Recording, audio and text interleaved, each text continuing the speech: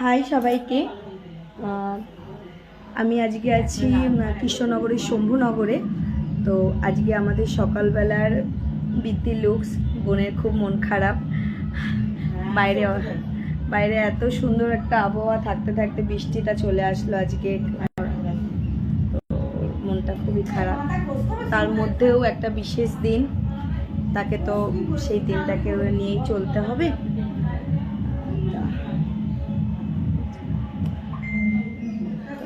একটু নিচে থেকে তাকাও, মাথা নিচু না বলুন, একটু তোলো মুখটা নিচে।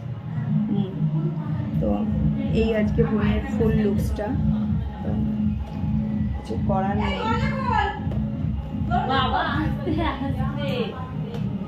কিছু করার নেই। এই হচ্ছে বোনের ফুল লুকসটা, তোমাদের সাথে একটু শেয়ার করলাম। আচ্ছা শুনে নি সবাই কেমন বলছে।